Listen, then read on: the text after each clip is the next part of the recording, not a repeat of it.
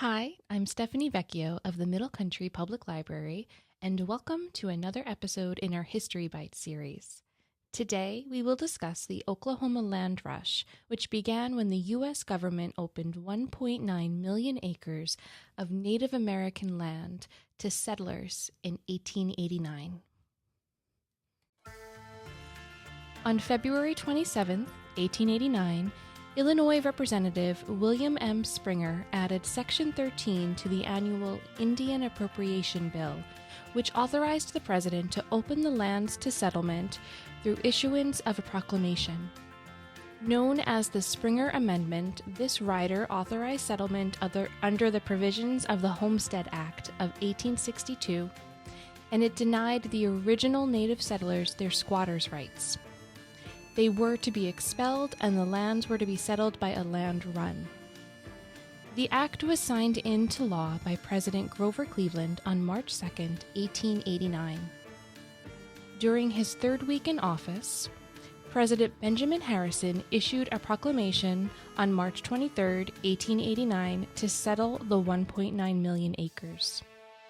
In what would be known as the Run of '89, eligible persons were authorized to enter the land at noon on April 22, 1889, for the purpose of occupying a quarter section each, or 160 acres.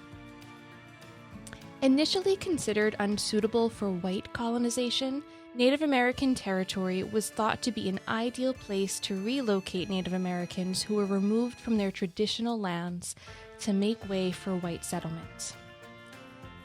The forced relocations began in 1817, and by the 1880s, Native American territory was a new home to a variety of tribes, including the Chickasaw, Choctaw, Cherokee, Creek, Cheyenne, Comanche, and Apache.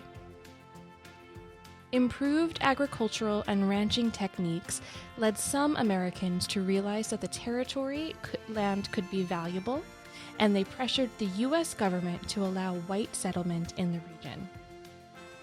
In 1889, President Benjamin Harrison agreed, making the first of a long series of authorizations that eventually removed most of this territory from Native control.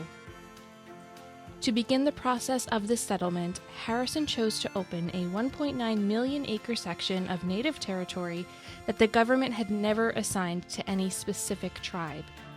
However, subsequent openings of sections that were designated to specific tribes were achieved primarily through the Dawes Severalty Act of 1887, which allowed whites to settle large swaths of land that had previously been designated to specific Native tribes. The race for the land would begin on April 22nd at the stroke of noon. Anyone could join, but no one was supposed to jump the gun. With only 7 weeks to prepare, land-hungry Americans began quickly gathering around the borders of the irregular rectangle of territory. Referred to as boomers, more than 50,000 hopefuls were living in tent cities on all four sides of the territory. Those who entered the territory before the set date of April 22nd were called Sooners. The events on April 22nd at the western border were pretty typical. At 11:50 a.m., soldiers called for everyone to form a line. Because of unfair social conditions, very few African Americans were at the front, though many did come in immediately behind the initial rush and were called 89ers. When the hands of the clock reached noon, the cannon of the fort boomed, and the soldiers signaled the settlers to start. Thousands of boomers streamed into the territory in wagons, on horseback, and on foot. All told, from 50,000 to 60,000 settlers entered the territory that day. By nightfall, they had staked thousands of claims either on town lots or quarter-section farm plots. Towns like Norman, Oklahoma City, Kingfisher, and Guthrie sprang into being almost overnight. Families that remained behind at the line cheered as a husband or a father made his wild dash to choose his 160 acres. He would then determine its range and township from the surveyor's cornerstone markers and plant a stake bearing notice of his name and location. Some would immediately begin making token improvements, such as digging a well or arranging logs for a potential home. Others would hurry to the land office to register their claim. It was a day of chaos, excitement, and utter confusion.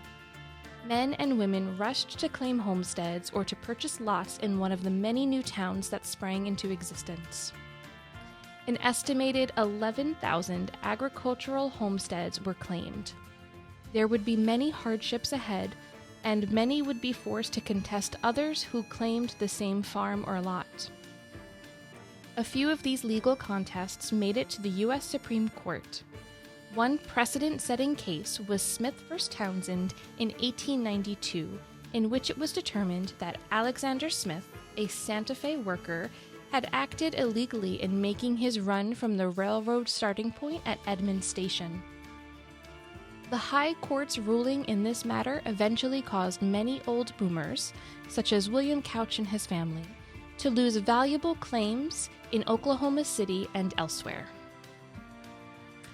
But April 2nd, 1889 was nonetheless a significant day in national history, one that gave birth to new hope for thousands of Americans and became an iconic image in the history of the West. By setting the stage for non-native settlement of other sections of Native territory, the Oklahoma Land Run of 1889 quickly led to the creation of Oklahoma Territory under the Organic Act of 1890, and ultimately to the formation of the 46th State of the Union, Oklahoma, in 1907. Thank you all for joining us for today's episode. If you enjoyed it, click like, and if you watched on YouTube, hit subscribe. Thank you so much, and we'll see you next time.